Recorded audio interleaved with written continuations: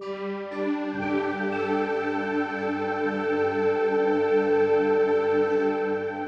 everybody, Major Carey here.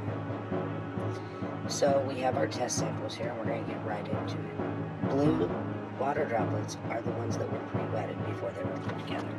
I'm using a very simple flour paste that you would use for ink paper mache. And as you can see, it's definitely adhered the layers together on the higher quality cardboard.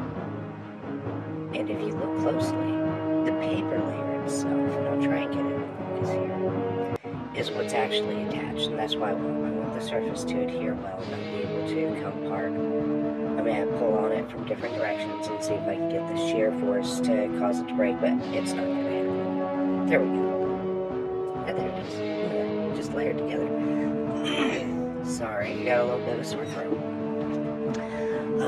It's definitely more rigid this way. I can't crush it from that direction, I can't crush it easily from that direction, and I believe that 3 layers of this, when I do the alternating directions, is going to be quite sufficient for being able to hold up the surface of the skin of the giant paper mache head. So, yeah, that one was pretty good. And that's not the pre-wetted one.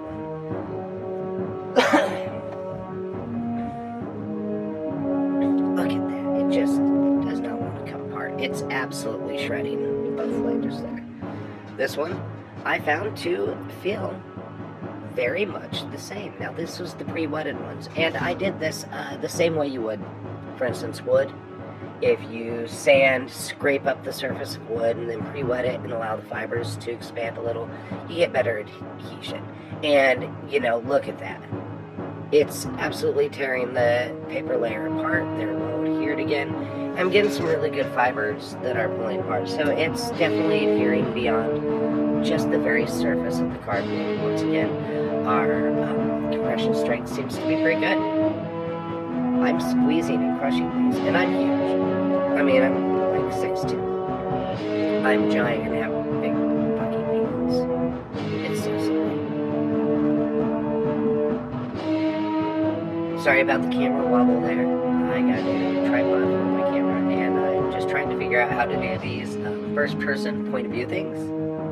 These are the cheaper, the really low-quality cardboard box material I have, and look at that. Now, this cardboard definitely shreds more easily, is a little more fibery, but I'm gonna say it adhered really well. This was far superior on the adhesion strength than the other cardboard. And I don't see where I could possibly go wrong with this. Even the cheap cardboard, which I can get in abundant layers, it's packing cardboard for canned foods and paper foods, dry foods, stuff like that.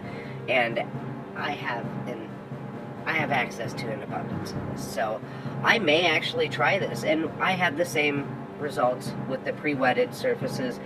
Actually, on the cheap cardboard here, I have to say, it may have adhered a little better.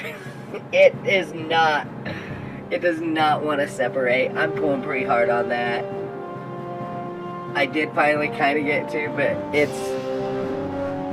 the compression strength is also equal. All of them seemed about the best on their compression strength.